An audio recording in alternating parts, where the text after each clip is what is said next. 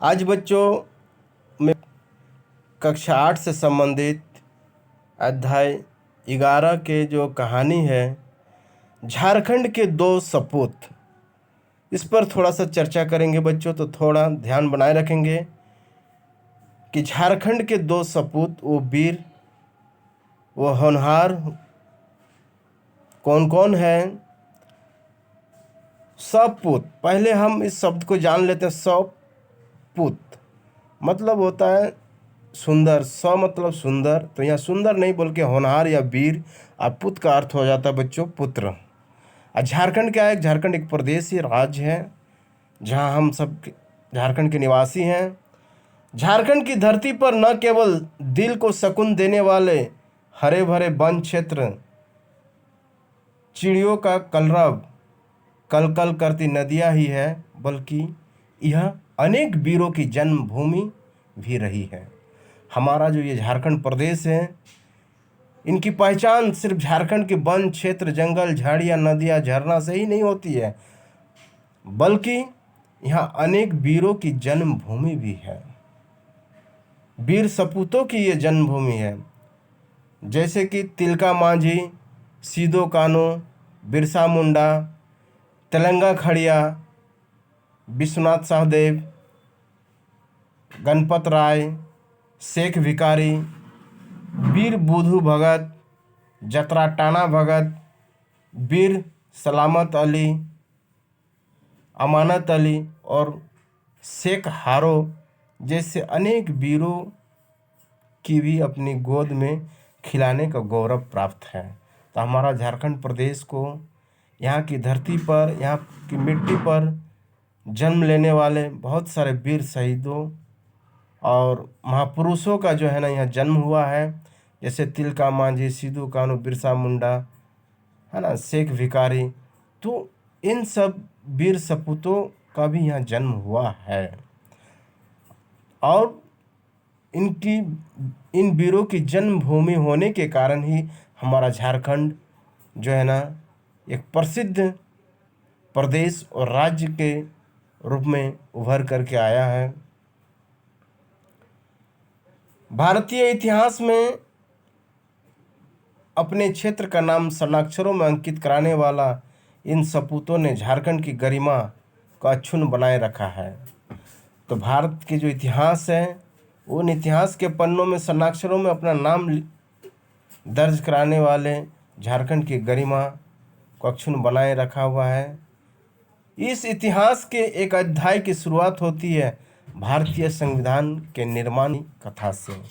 Indian constitution का जो निर्माण हुआ है, फॉर्मेशन हुआ है, तो ये भी इतिहास जो है ना इससे कुछ लिया गया है हमारे झारखंड प्रदेश से।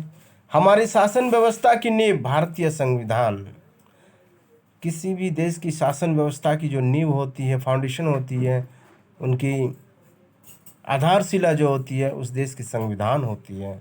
तो हमारे भारत देश की शासन व्यवस्था की भी नींव है हमारे भारतीय संविधान। इसके निर्माण के लिए 1946 में गठित संविधान सभा में इस पावन धरा के दो सपूतों ने निर्वाचित सदस्य के रूप में अपनी सक्रिय भूमिका निभाई। तो भारतीय संविधान सभा का जो गठन हुआ है, उनमें हमारे दो वीर सपूतों के नाम अग्रणी रूप से लिया जाता है। वे थे मरांग गोमके और जयपाल सिंह मुंडा एवं बाबू रामनारायण सिंह। ये दो व्यक्ति कौन है? मरांग गोमके, जयपाल सिंह मुंडा, इनका पूरा नाम हुआ। और दूसरे जो व्यक्ति हैं, दूसरे जो महापुरुष है, महामानव है, बाबू रामनारायण सिंह। बहुमुखी प्रतिभा के धनी जयपाल सिंह मुंडा का जन्म 3 जनवरी 1903 ईस्वी में रांची जिले के तपकरा गांव में हुआ था। तो बहुमुखी प्रतिभा, मल्टी टैलेंट, उनमें जो क्वालिटी था, वे धनी जयपाल सिंह मुंडा का जन्म 3 जनवरी 1903 ईस्वी में रांची जिले के तपकरा गांव में हुआ था। वो शहर था तपकरा और जिला था रांची, जहाँ पर जयपाल सिंह मुंडा जी का जन्म हुआ था। वे बचपन से ही मेधावी थे। किसी भी महापुरुष के जीवन चरित्र को देखा जाए कि होनहार वीरवान के होत चिकने पात बचपन से ही उनकी कुशाग्र लक्षण, मेधावी बुद्धि देखने को प्राप्त होती है। प्रारंभिक शिक्षा गांव के मिशनरी स्कूल से हुई। प्रारंभिक शिक्षा कहाँ से हुई बच्चों? गांव के ही मिशनरी स्कूल में हुई। अर्ली एजुकेशन जिसको कहते हैं, या एलिमेंट्री एजुकेशन जो कहते हैं, 1 to 5 क्लास की जो पढ़ाई होती है। बाद में वह संत पॉल्स स्कूल रांची आ गए। बाद में उनकी पढ़ाई लिखाई कहाँ से हुआ? संत पॉल्स स्कूल में, जो कि काफ़ी प्रसिद्ध विद्यालय है। उनकी कुशाग्र बुद्धि तथा नेतृत्व के गुणों से प्रभावित होकर मिशन ने सहायता देकर उच्च शिक्षा हेतु उन्हें संत जॉन्स कॉलेज ऑक्सफोर्ड इंग्लैंड भेज दिया। उनकी जो तीक्ष्ण बुद्धि, प्रखर बुद्धि और कुशाग्र प्रतिभा, बहुमुखी प्रतिभा के कारण उन्हें उच्च शिक्षा हेतु जॉन्स कॉलेज ऑक्सफोर्ड इंग्लैंड भेज दिया। कहाँ पढ़ने के लिए भेजा गया? इंग्लैंड। वहीं सन 1926 ईस्वी में उन्होंने अर्थशास्त्र में स्नातक की परीक्षा पास की। वहीं से उन्होंने 1926 ईस्वी में अर्थशास्त्र, जिसे अंग्रेजी में बच्चों इकोनॉमिक्स कहा जाता है, और वहीं से इकोनॉमिक्स में उन्होंने स्नातक, जिसे ग्रेजुएशन या बीए कहते हैं, बैचलर ऑफ आर्ट्स की उपाधि लेकर के वहाँ से परीक्षा पास किए।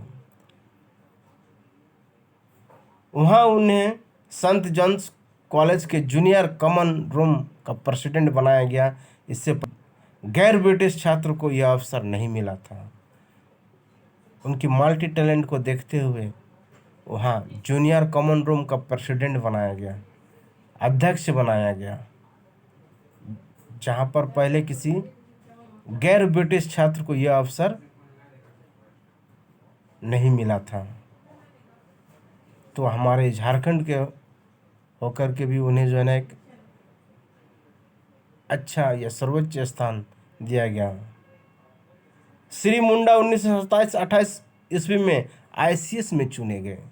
श्री मुंडा जी, जयपाल सिंह मुंडा जी 1927 और 28 की जो ICS में चुने गए। ICS क्या होता है बेटा? बच्चों, Indian civil services. I for Indian, C for civil, S for services. ICS में चुने गए। ICS की मौखिक परीक्षा में उन्हें सर्वाधिक अंक प्राप्त हुए। सिर्फ उसमें वो क्वालिफाइंग ही नहीं किए, बल्कि सबसे अच्छे अहर्ता और मार्क अंक के साथ उत्तीर्ण हुए। उन्हें ऑक्सफोर्ड में 2 वर्षों के प्रशिक्षण के लिए भेजा गया। फिर उन्हें ऑक्सफोर्ड यूनिवर्सिटी में ही 2 वर्षों के प्रशिक्षण का अर्थ हो जाता बच्चों ट्रेनिंग। हॉकी में इसका गहरा लगाव था। खेल कूद से भी जयपाल सिंह मुंडा जी का काफ़ी नज़दीकी रिश्ता और लगाव था। वे हॉकी के एक बहुत अच्छे खिलाड़ी थे। हॉकी के वे जो है ना एक बहुत अच्छे खिलाड़ी थे। थैंक यू बच्चे। नेक्स्ट टॉपिक हम अगले दिन कंप्लीट करेंगे। तब तक के लिए बने रहिए मेरे चैनल के साथ।